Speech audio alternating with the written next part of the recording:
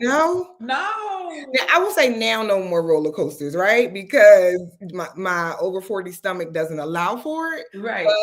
thrill, I'll do it. I'll do it. I'll Wow. try anything once. Now, are your children the same?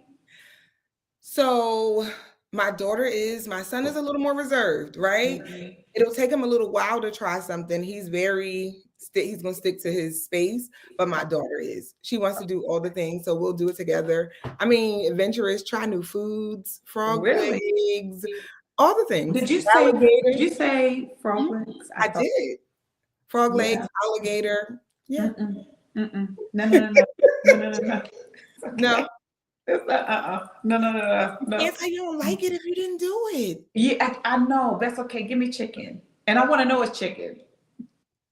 Okay. I'm adventurous though in some areas. Yeah. I will try things, and especially if you get me and I don't really know what it is, Know what it is. yeah, Yeah. you can get me. But Yeah. if I know, like I really probably maybe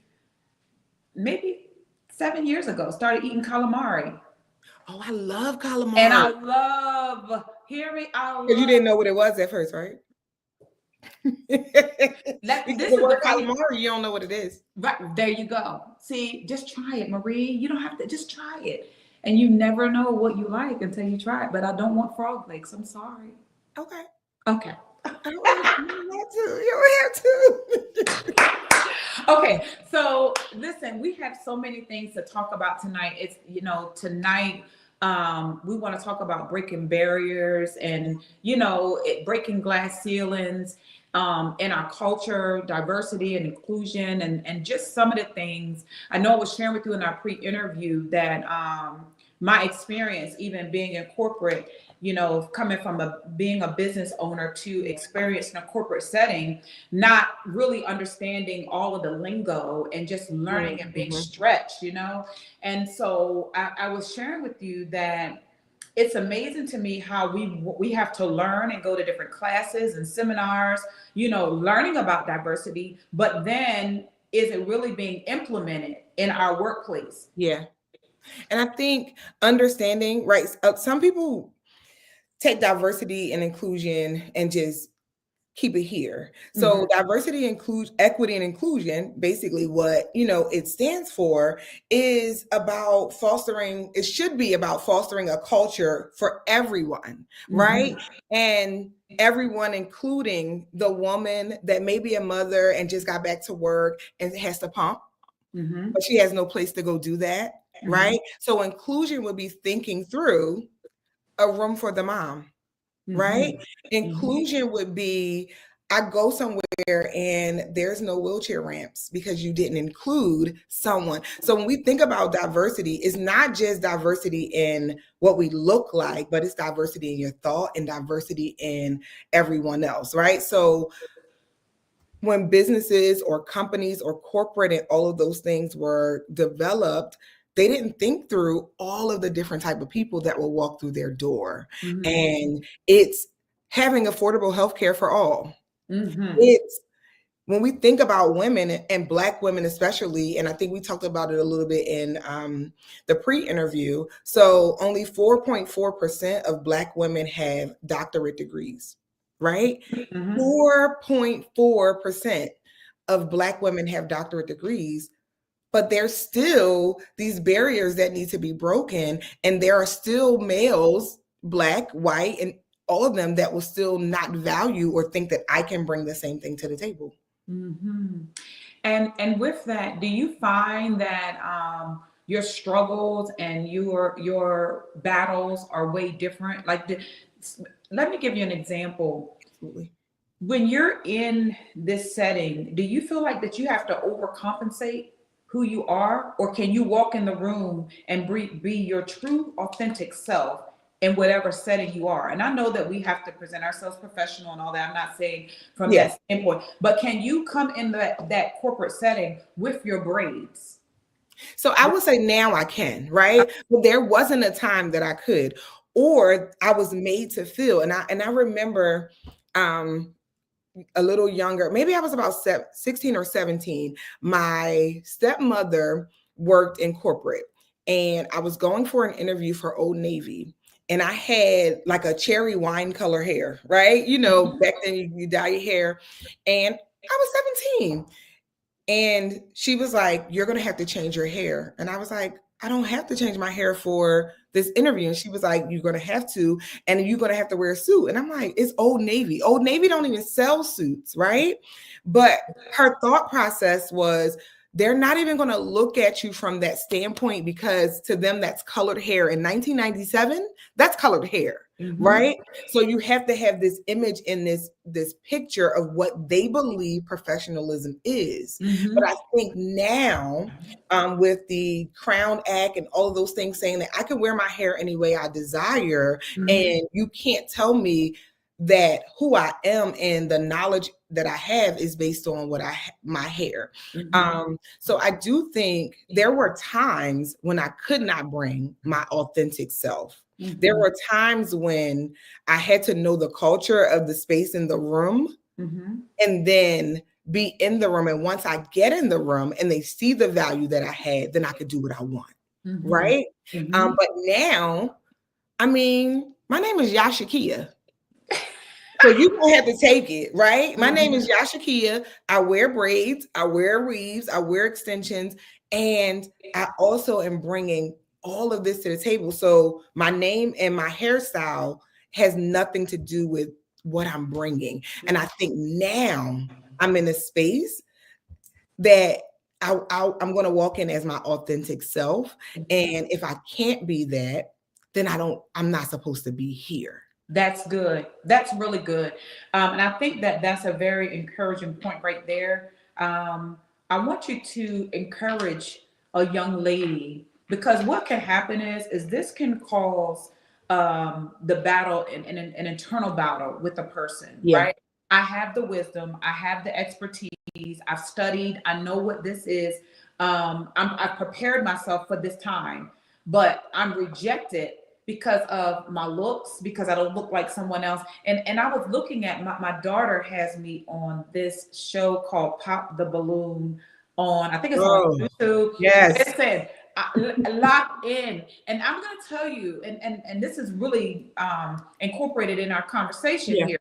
To me, and somebody can say I'm old fashioned, whatever you want to say, but I do believe in presentation. Absolutely. I absolutely believe, I tell people all the time, even if I'm home working, I get up every morning, I put on my makeup, I get dressed, and I sit at my desk as if I'm actually in an office building. I get a lot done when I present myself to myself. Nobody else is looking, as the best version of myself. Not sitting at my desk in my pajamas and, actually getting up and preparing for my day. It makes a big difference. It makes a difference in our work. But how do you encourage that young lady that all her life she's been told that she's not good enough? All of her life she's been told she's too dark, or like you and I, we both have gaps, you're stereotyped by all of these things. All these things. Yes. So my lips are too big, or but here's the thing. We're taught that, right? We're taught to not like ourselves. If we go back, we loved ourselves, all of that. I didn't know my lips and my nose was too big until somebody told me. Right? So knowing that that's a standard, that's a seed that was planted in you, and that's not who you are. And I think when you begin to know that the people that are trying to make you feel less than aren't the people that dictate who you are. And I also believe that it does take time to learn you, right? You're growing, you become, and it's easier to listen to the voices that other people say than your own voice, right? And what it is that you believe. I too, my nose, my lips, I absolutely love my nose and my lips, but there are people now that are paying for this nose and this lip. High five. I have been a curvy girl my entire life, but I was always made to feel that I had too much. So I got to pick what I accentuate, right? Meaning I have hips, I have a full figure, I have breasts. So I can't wear anything that's going to show that. So I spent some years buying too big clothes or always wearing a blazer and not feeling comfortable wearing jeans without the blazer because I can't show you the hips, the behind, and the breast. Now, I'm not showing any skin, but I have a shape. And it wasn't until I got comfortable in who I am. And I would say to that young lady, begin to cultivate an authentic relationship with you, right? And if we want to take it spiritual, what does God say about who you are? And it's easy to focus on what man says. I still have my gap. And I ran into someone, a friend, and I haven't seen them in 20 years. And he said, you still got your gap. I was like, I never thought to change it. I never thought that it was a problem because it was the only thing I knew. And all of the women in my family had a gap. So it wasn't an outlier for me. So I never felt like I needed to get braces or anything. And until he said that, and I just was like, well, did they think that something was wrong with it then? Because in my mind, I was like, well, wow. And then he kind of was like, well, everybody is getting, work done. And I was like, no, I never thought to do it because there was nothing in me that made me feel less than because I had it. Did we all go through the phase where we didn't like what, as we were growing and things like that? But I believe that when you begin to spend time with you and start with the one thing that you do love about yourself and begin to tell yourself that and begin to build that confidence, and then you pick something else and you continue to do that until you're comfortable in you, because your confidence is going to go before you in any room that you go in, and so is your insecurity. Absolutely. So you got to pick which one you're going to put forward. Absolutely. Absolutely. Because if you're not confident in yourself, a room, an atmosphere can really tear you apart. Yeah. You have to really, you really have to know who you are. And when I say this, I just want everyone that's tuning in, whether you're a man or a woman, I'm not saying that lightly, because sometimes we pray to be in places and spaces and doors to open that we're really, really, really not prepared for, because people can be very cruel. People can be very cruel. And so we really have to be fortified for what we're asking for. And you got to ask, when you get into the room, God, make sure that everything in the room I can handle and I'm prepared for that room. Don't just ask to open the door and sit at the table. But when I get to the table, make sure that I can add value to the table, and I can also take everything that comes along at the table. Because everybody that's sitting at the table ain't for you. Absolutely. And you got to be, and I'm telling you, this is the other part. You have to be able to read a room. Without judging a room. So somebody get that. You got to be able to read a room without judging a room, being judgmental. Because I'm going to say this. The person that comes in that looks like the least likely to be the one, they really are the one. They're the one. They're the one. They're the one. And so we have to be careful. I was sharing this with someone the other day, and then I'm going to get to our next point, that man looks at the outward appearance. And God looks at the heart. So you're standing beside somebody, or you want to be connected with someone because they look good on the outside, or they're Gucci'd up, they're Prada down, they're Chanel down, they're all of these things that they have, they're full of labels, but they have no internal value. Right. And so I think that we have to make sure that we are very, very careful about that. And this goes up to our next point about battling bias and overcoming gender stereotypes and the higher standards, the realities of gender bias in professional spaces. So elaborate on that for me a little bit. Tell me how you feel about that. I think that, so women face these biases all the time. So from the gender pay gap, it is said that I could be doing the same thing that a man is doing, and he's getting paid 40% more than I am. 40% more than I am. We receive less than men. And we always have to prove ourselves a little more.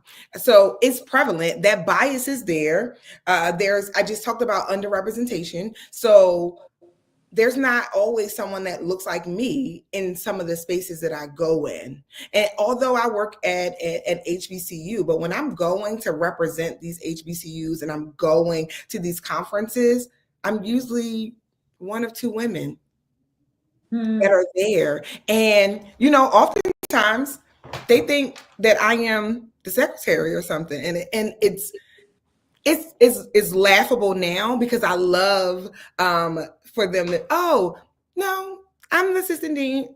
Oh, yeah, I am. I'm here just like you. And then there's a different conversation because they automatically put me in a certain place. So there's a lot of biases that come with this space and all of the spaces that you're in. There's biases in the workplace. There's biases in the business world. There's biases in the church. There are biases everywhere. There is. And I think it's not about fighting them more so than knowing that they're there and knowing that even though those biases are there, you still show up and do everything that you're called to do.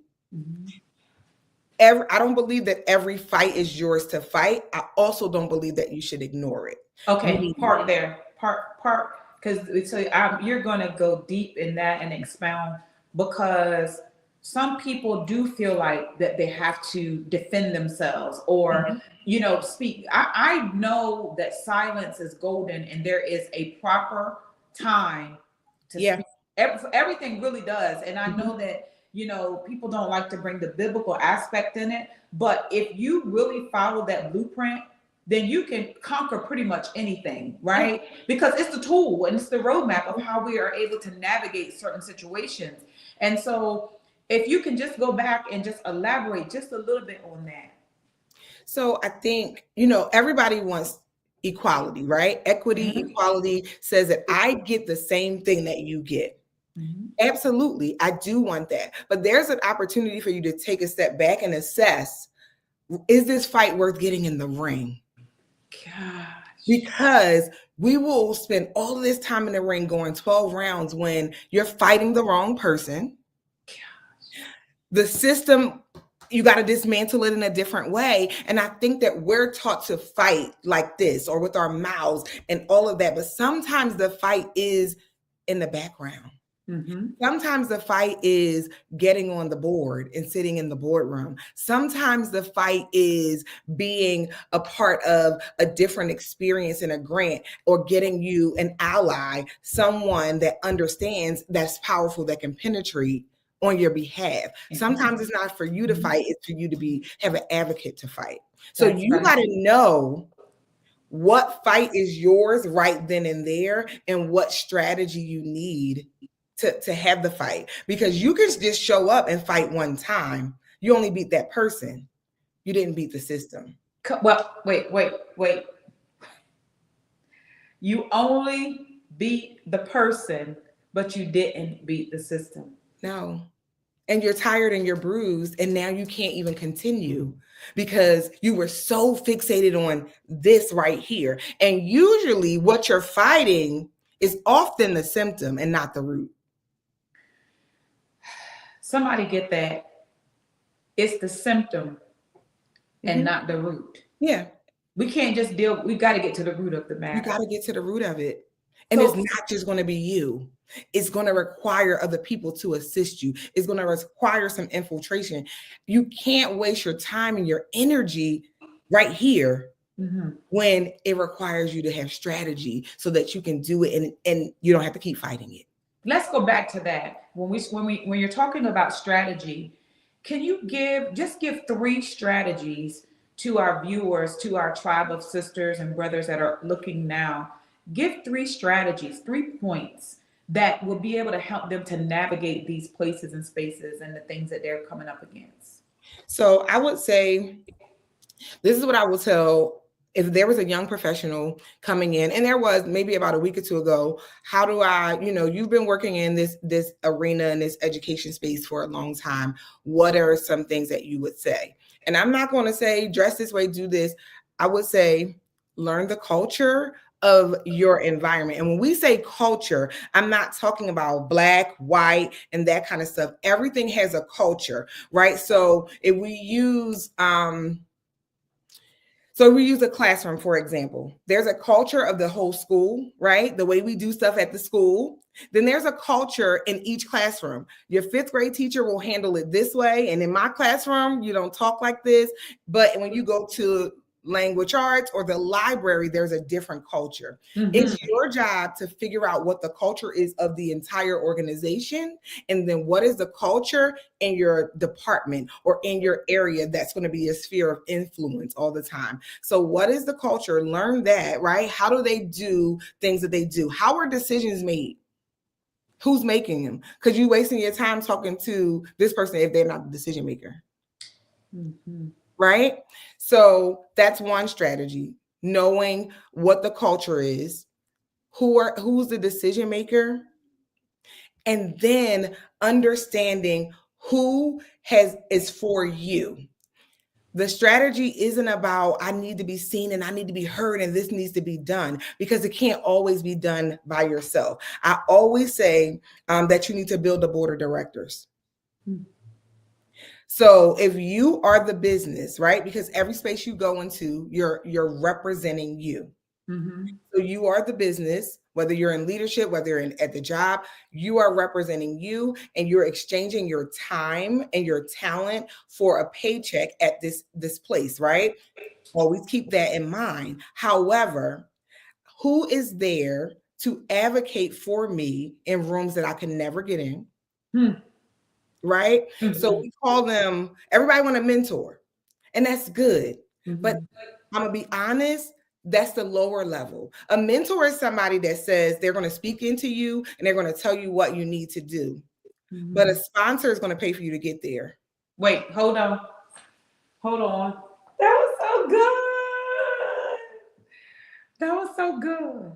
So a mentor, I want you to mentor me because you are where I desire to go, right? So if someone comes and they say, I would love for you to mentor me, I'm gonna have a conversation about mentoring and what does that look like? Do we have capacity? What skill would you like to learn from me? So there's that exchange there. But the sponsor is someone that's gonna go before me, and they can go in levels that I can't, and they can say, Yah has done this, this, and that, and the third. Have you considered her? They're going to put your name in spaces that you would never be able to get into. Who's your sponsor? Wait a minute, y'all. I got to suck this in because you just shifted, and this is heavy. Who is your sponsor? You know what I feel, and I want you to go and elaborate on this part of this. A lot of people are connected to people that they know have the potential to be in those spaces, but won't be the advocate for them. Yeah. They have the ability and they know what you're carrying. They know what you can bring to the table, but because of intimidation and fear that you're going to take and insecurities that you're going to take my place or be greater than me, then I will refuse to even acknowledge that that is who you are. And that goes back to what we were talking about embracing ourselves, knowing who we are, being confident when we're walking in places and spaces, especially in the climate that we're in now. You know, the culture is shifting. Everything around us is shifting. And you know, the security of what you thought you had is not there. It's not there. And so we've got to really, really find a place to build ourselves up physically, emotionally, and spiritually, so that if we don't have an advocate, if we don't have that sponsor, that we have to really, really trust that God is going to do it. We got to trust that, because sometimes, you know, it's unfortunate, but I have seen it over the years, and people just feel like I can't just let them be greater. You have the information, you have the antidote to help push somebody to be great, but because of your own limited internal ability. So I think you hit it right there. Everybody has not done their own work and has not cultivated an authentic relationship with themselves. And they also are in spaces that they're not supposed to be in. And because of their insecurities, right? They won't allow for you to get in because I got to covet this space. But if it's mine and if God already gave it to me, it's nothing that you or anybody else can do. So I don't live in fear of a role because that's not my identity, right? Mm-hmm. And I think that when people make roles and spaces their identity, they covet them because that's who they think that they are. And who are they without that space? And who are they without that title? Who are you without that title or that space and that time, right? Because that's what validates you, because they haven't done the work, right, to know who they are and cultivated that emotional wellness and all of those things. So their identity is in the title, the role, and what they can do. So you coming up wanting to do that, and I see, because they can see that yours is authentic. You don't even see it. You just here and you just want to do your job and you in your space and you try to understand why don't nobody like you. Mm-hmm. Mm-hmm. I didn't do nothing. Yeah. I was literally told that you too bubbly and don't nobody want all that. Oh, I didn't do anything, right? But that's you're dealing with inner turmoil and you don't have peace. So mine is a reminder that you don't have it. So when we think about it and we think about the way that people show up, you can see what lens they're coming from. You can see if it's insecurity, if their heart posture is right. And I think that even goes back to, there was a time when I would ask people to just be my mentor, right? You're young and you're naive and you're like, I want you to mentor me. Because they're in this space and they're in this role, but I ain't checked their fruit, their heart, their anything. And I would be crushed when they didn't respond to me, when they never. But then when I saw who they were, God, I thank you. For protection.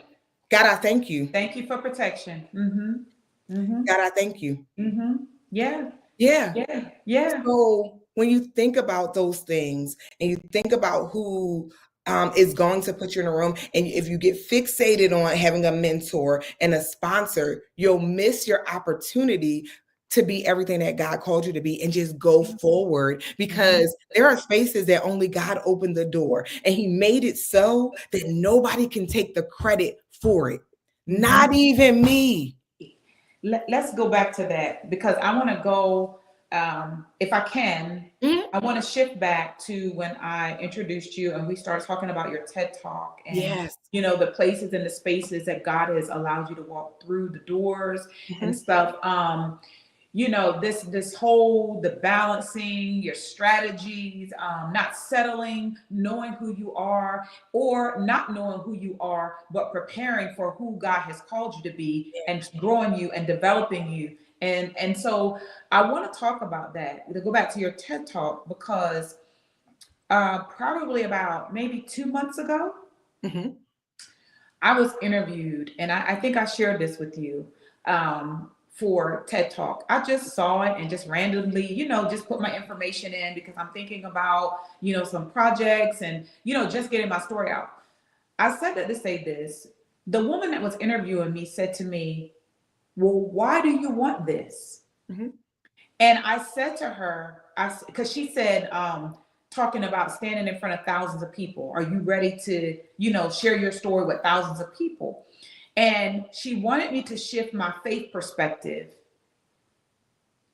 not to talk so much about faith, basically. And so then here I am trying to shift the conversation, because I'm like, God, how else do I expound on my belief systems without incorporating how important you are to me, right? This is who we are. This is our vibe or whatever. And so she says, well, let's redirect it. And so she says, what about the person that is a non-believer? How are you going to make them believe what you believe without speaking about your faith? So this is what I said to her. All I can do is show up and be me and be a light, right? And I said to her, I said, I'm not called to the 10,000 people in the room. I'm locked in on that one person sitting in that audience. Yeah. I'm locked in on them, because if I could reach the one person, then I've reached 10,000 people. That's right. Right. And so I wanted to ask you that, like, because people see your now, but they don't know your then. Yeah. You know, and the balancing and the strategies and the sleepless nights and the preparing and the sacrifice and the going without and trying to you know, do I do this, or can't go to this function because I gotta take care of this, and then dealing with the fact that people think, oh, she thinks she's all that now, you know, but and you're like, you don't I'm even building. I'm building. You don't know what it took. And when, you know, and everybody's like, oh my God, you did a TED talk and you did. Yes, but you didn't see the 5 times that I applied over the 5 years and got denied. Say it again. Say it again. So you don't see, you see the end result and me standing on a stage and you're asking me, well, what do I need to do? I can give you that script, but what are you going to do when they deny you 5 times and you feel, you know, like, are you going to be rejected? Are you going to say, maybe it's not for me? But if you believe that this is what you're supposed to do, because there's somebody, that one person that needs to hear it, that needs to know it, right? So what I heard was not yet. I didn't hear no. Hold on, Dr. Williams. Hold on, because you just shifted somebody's whole life, the whole trajectory. All I heard was what? Not yet. I didn't hear no. So that's what made me go back the second time and apply. And that's what made me go back the third time and apply. And that's what made me go back the 4th time and apply. And that's what made me go back the 5th time and apply, because it was a not yet. I may not have been ready yet. Come on, the atmosphere may not have been right yet. So it's not a no. Sometimes it's a not yet. And do you trust me in the not yet? Sometimes it's a not yet. And I think that a lot of times we are self-absorbed and we think everything is about us. God have mercy. Why didn't I get picked? Me. But when I look back and was like, okay, hi, thank you so much for that. Is there any recommendations or any feedback that you can give me so that I can make me better, right? So I didn't get caught in the that's their loss. It's okay. So what was it? Right. Mm-hmm. And God, if this is what I'm supposed to do, then I'm going to go back and do it. But it was a not yet, because I believe that if it was placed in my heart that I am to do it, I wasn't ready. Mm-hmm. And when I look at some of the information, right, my first application, it was, oh, I saw it at 11 o'clock and it was due by midnight and I hurried up and did it. I did it, but did I give that application my all? That's good. That is good.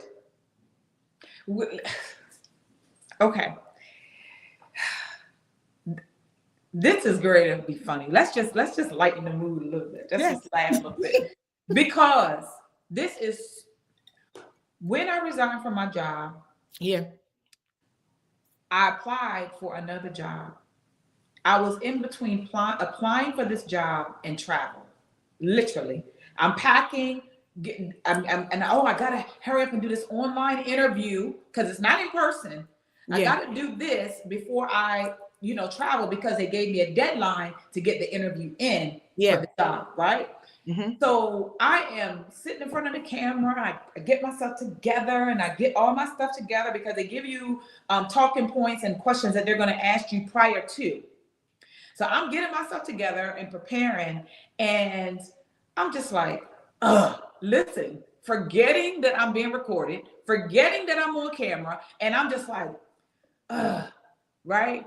Then when I get done, I said, I didn't get that job, right? And then I'm saying, am I still on camera? Hey, do you think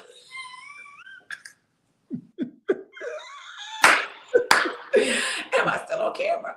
But my point is what you said.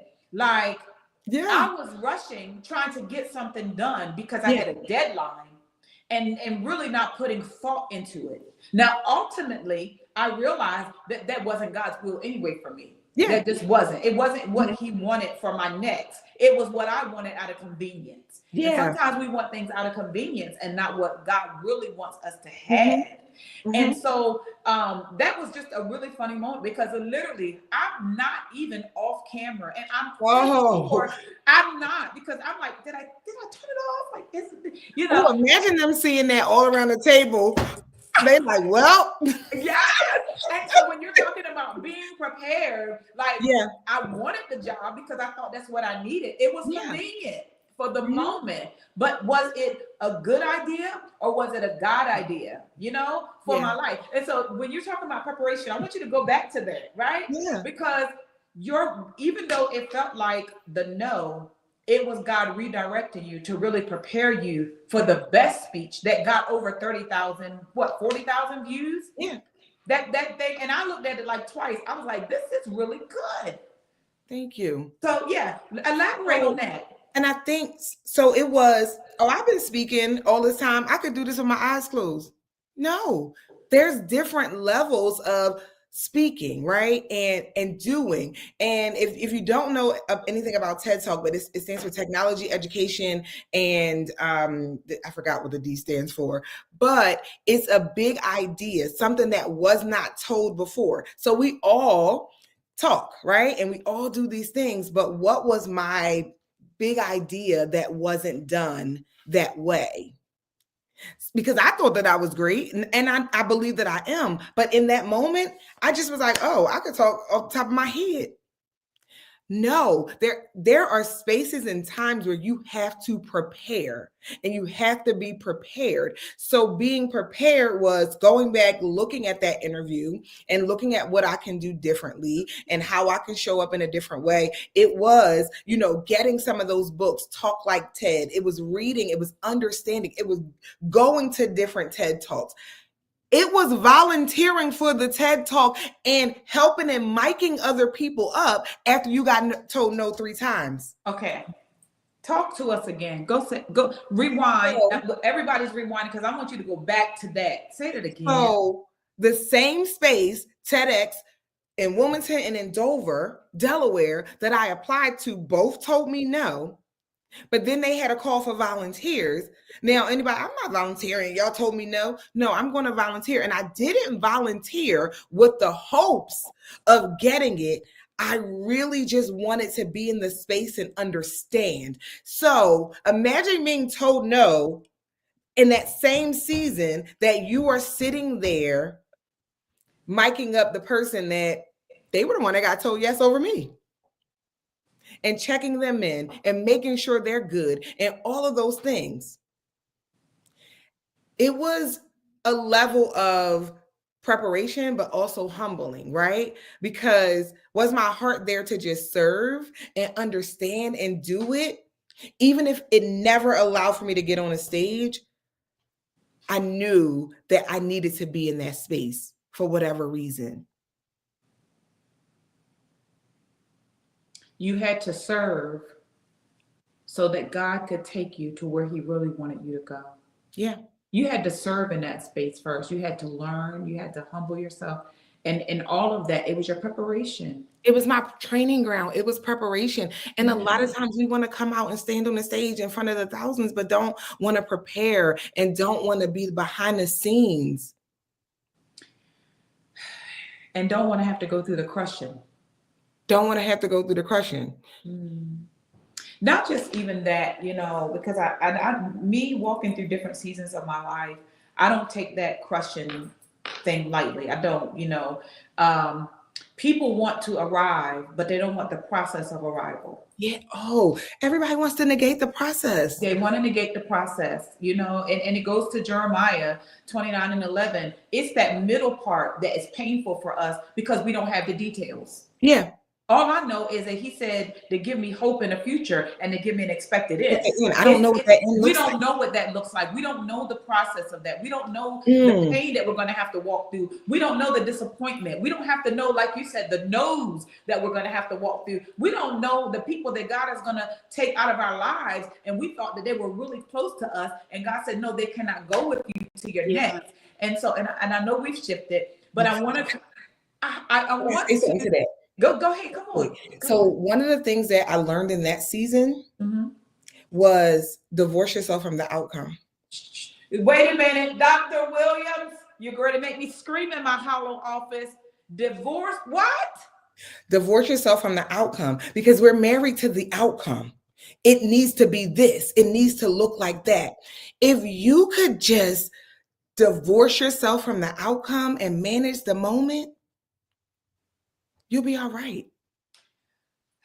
Can somebody please just put that on the screen, throw some hearts up, because I just feel like that Dr. Williams just struck a whole nerve in half of us that are watching this, probably 90%. You have to divorce yourself from the outcome. You have to divorce yourself from the outcome. What if you didn't work so hard for the outcome and you just do it in the moment and you're there, not expecting something else to happen? Divorce yourself from the outcome and manage the moment. Because if you don't manage the moment, you'll miss the moment. You'll miss it. And because you can't you're get worried it back. about the outcome that you missed the moment. You're so worried about, I gotta get this done, I gotta do this, I gotta do this, I gotta be there, that you missed here. What you were supposed to get here because you worried about the outcome. God can shift that expected end.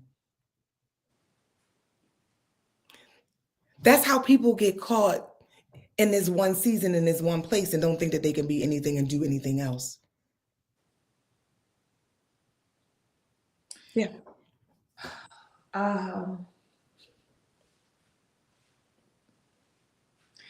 don't even know how we can, but I'm sorry.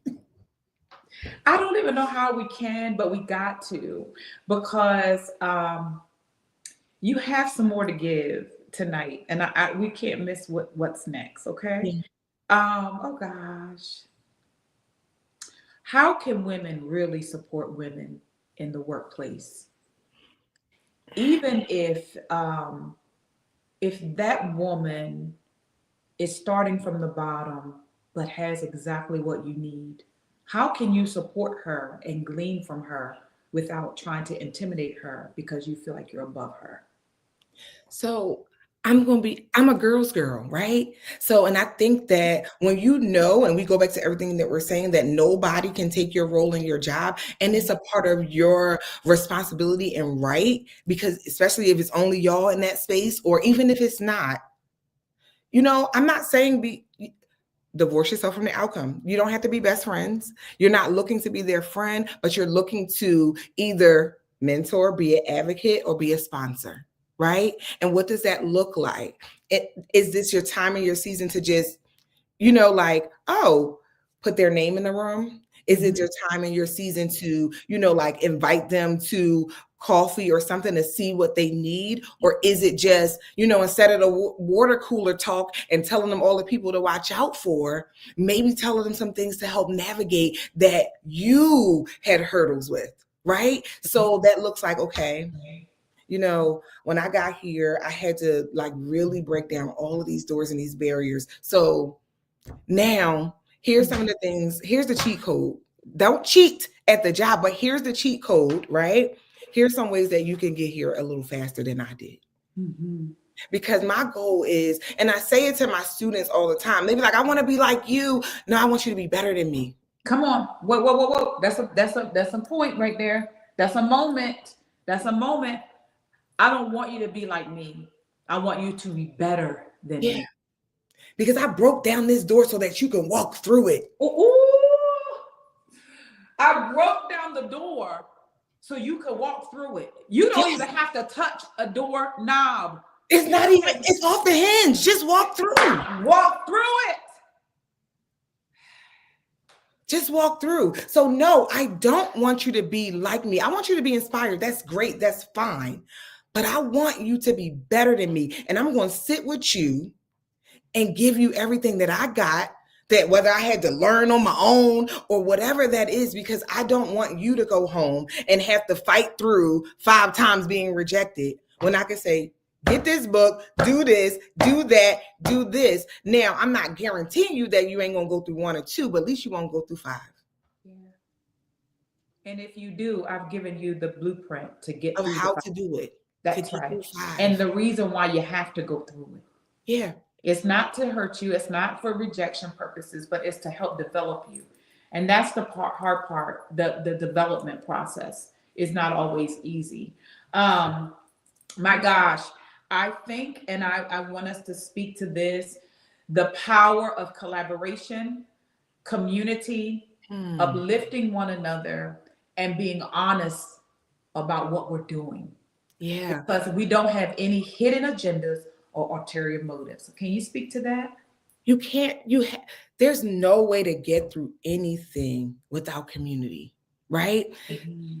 There's no way to get through life or anything on an island by yourself. So cultivating a community of people, and it's going to take time, right? Mm-hmm. Everybody is not supposed to be with you every stage of the way, every season, everywhere, but you have to have a community of people, and you could be in prayer about it. You can begin to look at people, whatever that looks like, but you got to shift your mind that people are jealous and they don't want to help you and all of that. But I can't get here, and I didn't get here without a community of individuals that have helped me. And because I have a community of individuals, and because I cultivated that, I didn't walk out the door and I had this, guys. It wasn't something that, like, I just was like, oh, I got my community already.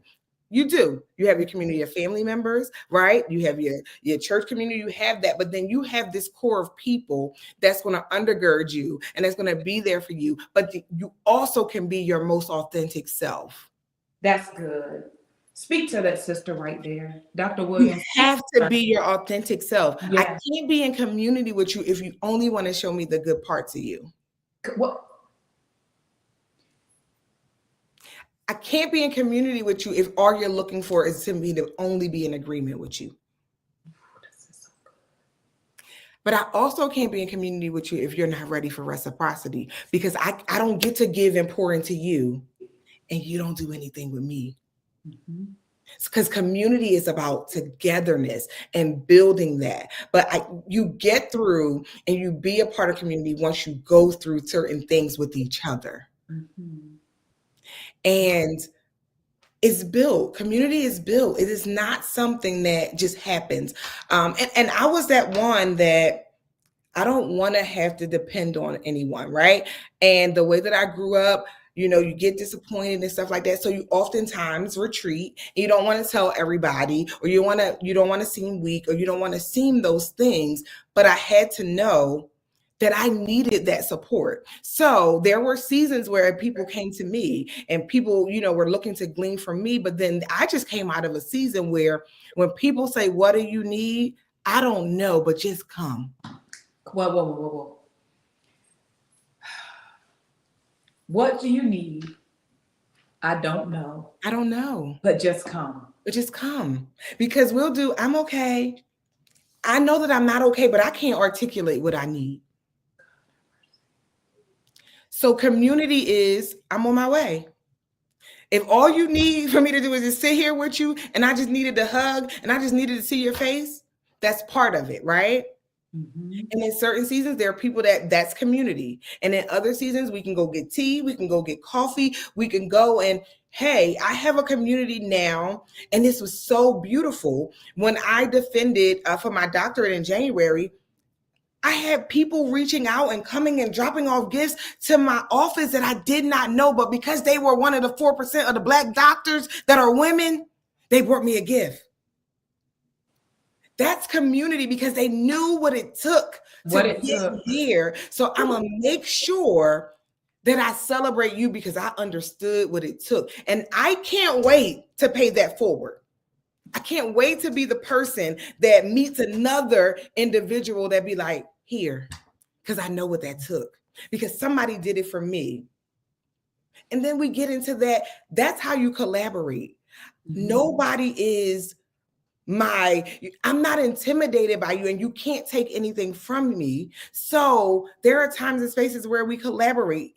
Do you have to be mindful? Yes. But again, collaboration, inside of a like Facebook group for first generation doctoral students. I tell them what my research is on and all this other stuff. Somebody inboxed me and was like, my research is on that. We should submit a proposal to present at a conference together. Don't know this lady from Adam. Mm-hmm. Mm-hmm. But this is what collaboration is. If your experience and my experience are together, you're not saying, well, this is my experience and I got my research on this, so she can't come and do hers that way too. It's how can we work together? Because the goal is to reach the one. And if both of us are there to reach the one, why not collaborate so that we both can reach two? Mm-hmm. So I think that it is so important. We talked about this, diversity, equity, inclusion, and all of the stuff that we as women have to fight through. I'm not going to add to the fight. I'm not going to be the one that adds to you when you already got to go deal with that in the world. I'm not going to be the one that add to your fight. Right. I'm going to be the one that's going to help you through the fight. Yes. I'm not adding, I'm helping you. If in that season I got to be in the corner wiping your face, or it might be a season where I got to go get the water or get the mouthpiece, or I might be the one that's walking alongside you as you out there doing this. Mm-hmm. Mm-hmm. Figure out what they need and don't take away. If I can't, and I heard this from somebody, if I can't add to you, I'm not going to take away from you. That's so good. Mm-hmm.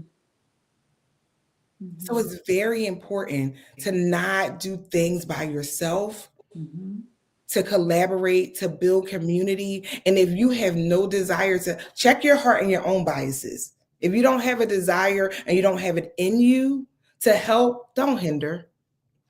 Just back away. Don't hinder somebody else's progress. Mm-hmm. The world pits us against each other all the time. I'm not getting into that debate. Should the woman be working? Should she be at home? She should be whatever she desires to be. Say it again.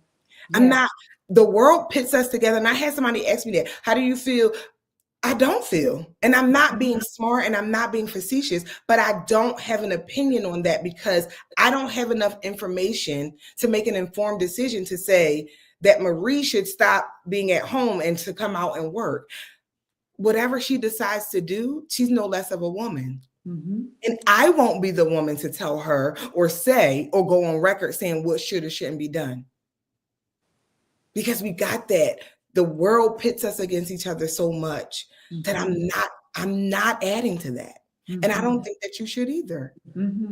I think that it's important for us to cut it off and sever it when we see it happening, as opposed to engaging and allowing that to be in our personal spaces. Because when you sit, and I think that when you allow, and I think that we should all learn this, men, women, whoever, but when you allow someone to come and sit in your space and tear down another brother or sister, you are literally just as guilty.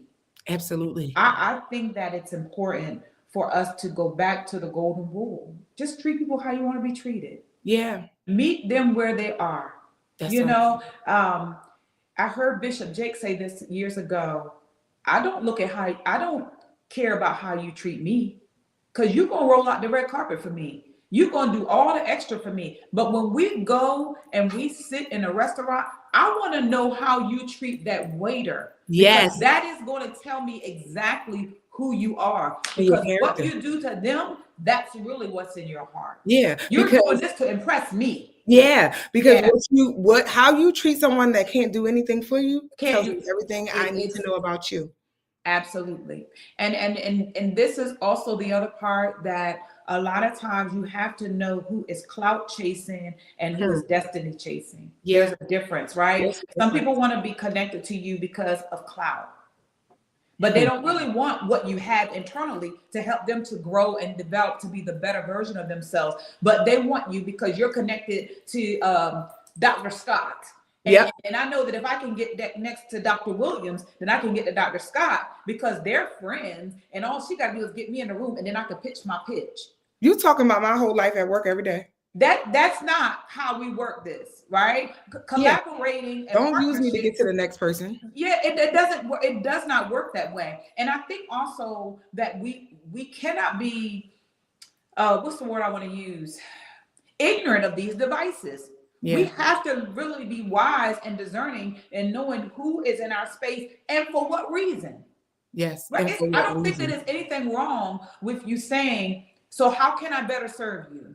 Mm-hmm. What is the purpose that you are connected to me, so I can make sure that I can be the resource that you need to get you to the proper sources, right? Mm-hmm. So I think that we have to go back to the reasoning and the whys that people want what they want, but also make sure that our hearts are not stony, that we can't give them what they need. What they need. And that's what I was going to say. Sometimes you gotta have different places for people, and that's okay. Everybody is not going to be your inner circle, and everybody is not a friend, right? Mm-hmm. Some people are there. They may be your assignment. They may be there for you to glean. They may be there in this season. I needed to give you this, or you needed to give me that. And that's okay, as long as we know what it is and you're not trying to be cunning and clout chase. Be honest and real about what it is, and let me make the decision whether or not. Let you make the decision. Because if not, guess what? I'm going to find out anyway. I'm going to find out anyway. Because you're going to expose yourself to yourself, and then I'm going to know who you really are. You know? So I think that this is good. It's so good. This is so good. Let's go back to, I have one more point, okay? In women supporting women, how do we get to the internal part when it comes down to discrimination? And I say that because it's not other races, it's us, it's our sisters. You know what I mean? It's us against each other. And so how do we deal with that? Touch on that a little bit.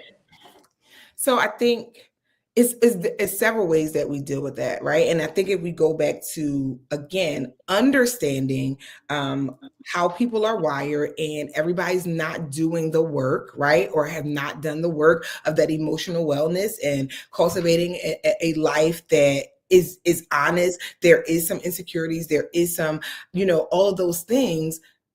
You got to see it and understand it. But I think that you got to see it in you too, because everybody puts it as they're jealous, right? Everybody isn't jealous, but there are people who believe that they're not excited or happy, or there's something missing in their lives.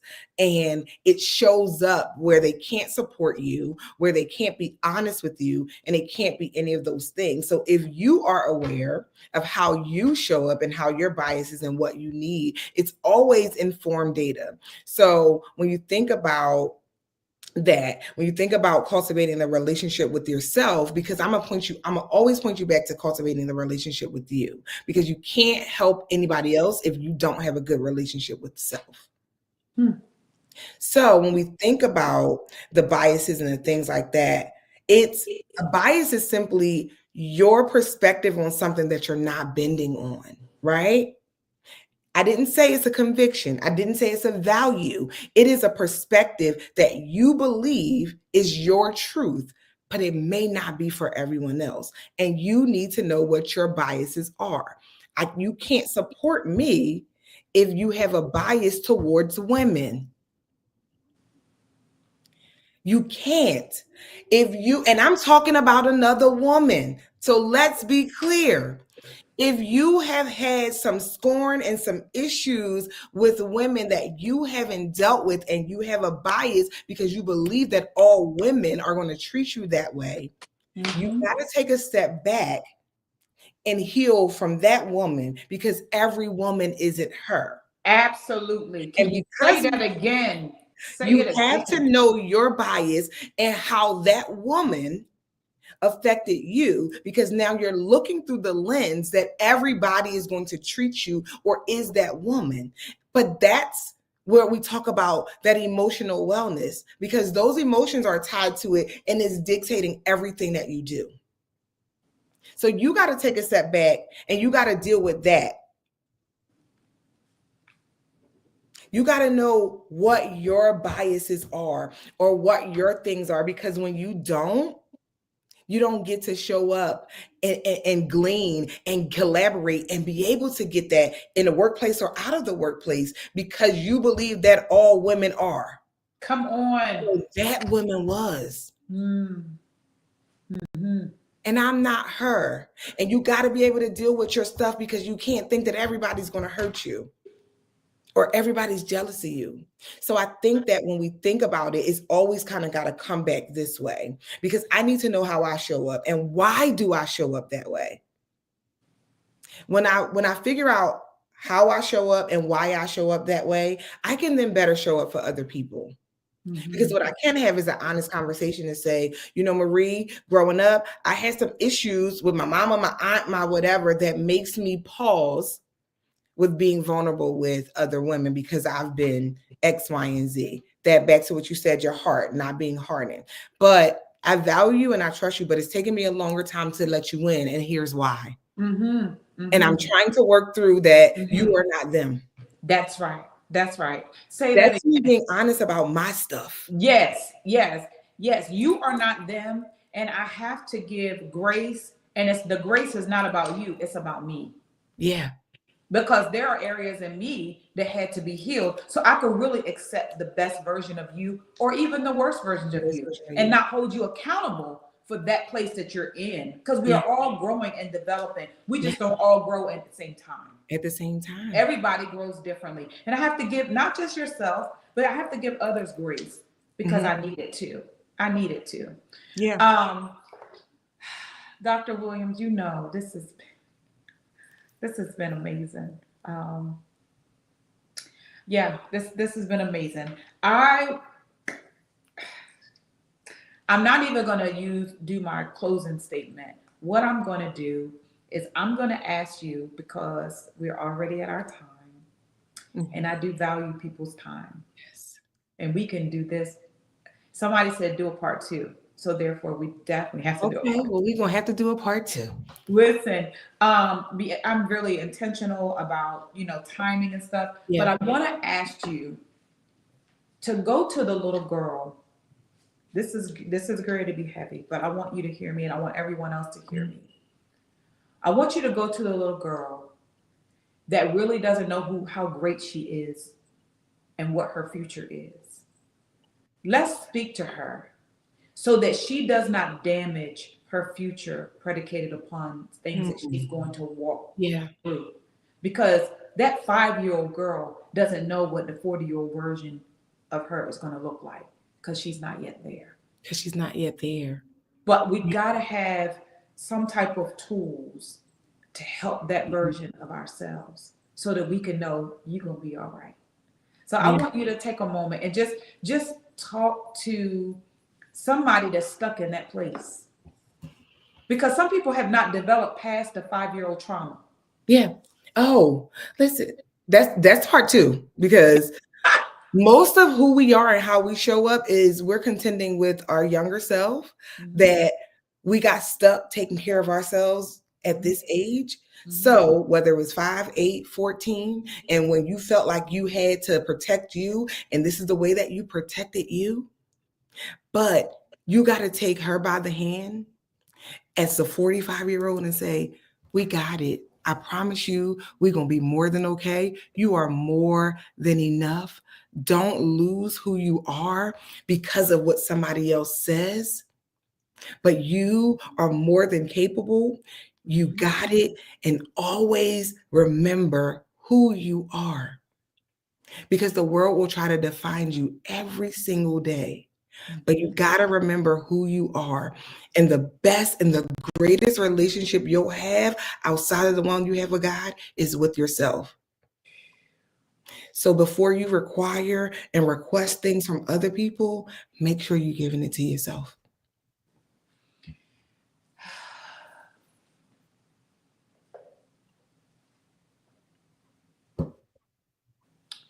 Give it to yourself.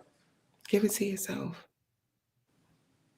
And however that looks. Give yourself the grace. Give yourself the space. Give yourself forgiveness. Give yourself space. See yourself.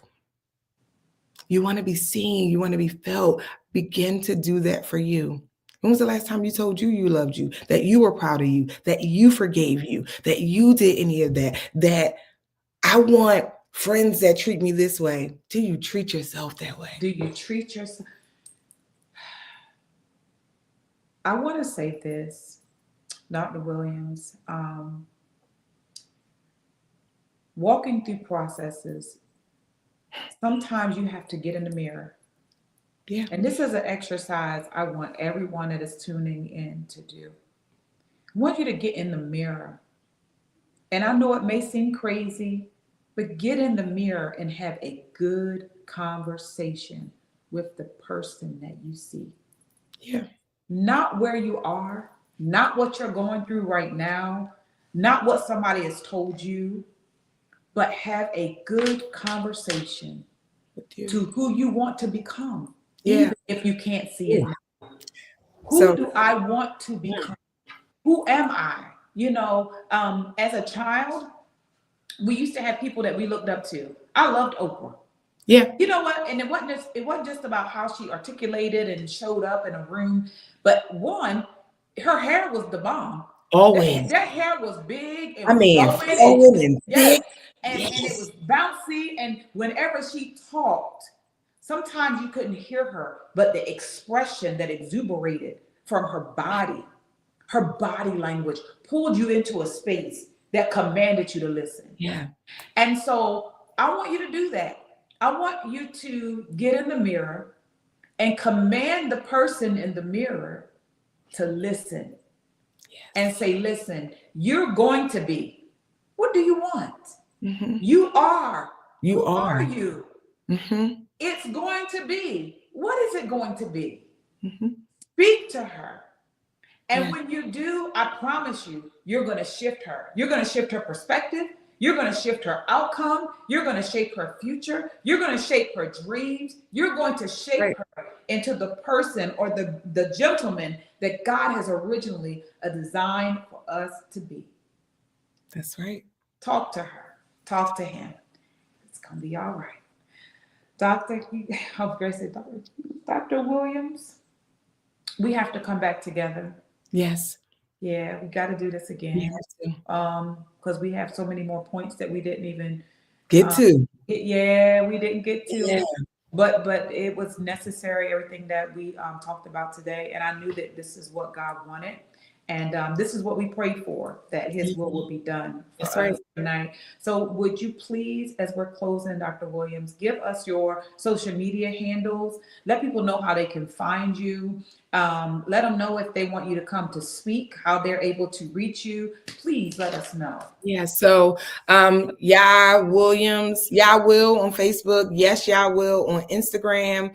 And my website will be up soon because it's going to be Dr. Yah Will. But if you want, you can inbox me and I can give you my email so that you can talk to me. And I will say this. Marie is the only one that got me to come out of this space. So I will be coming back soon, but I am not fully taking all engagements. I only did it for Marie right now. Oh, I love you. Oh, gosh. So, yeah. I knew that this was needed and I knew that it was necessary. And of course, whatever God tells me to do, I'm going to do. But I would love to serve in any capacity when the time is right. So please reach out, but stay connected. And I'm so glad to be here. Thank you. We're so glad to have you. Thank you for the pour. Thank you for your wisdom. Just thank you for showing up and just shifting our perspective, shifting our atmospheres, and allowing us to know that it's going to get better and that we really do carry the goods. We just have to look within inside of ourselves. Yes. Yes. And so everything around us is shifting. I say that all the time. You know what I mean? Everything around us is shifting, and we just have to be prepared for the thing that we prayed for. Absolutely. Thank you so much. Dr. Williams, you are certainly amazing. I pray that the Lord continues to bless you and your family, and I cannot wait for part 2. So I'll be reaching out to you so that we can prepare for part 2. Ladies, gentlemen, tune in. Next week, we have another very, very special guest, and I cannot wait for them to come on and we can just have an open dialogue. But just know this, that Dr. Yah will be back with us. So stay tuned. All right. Thank you so much. Have a good one.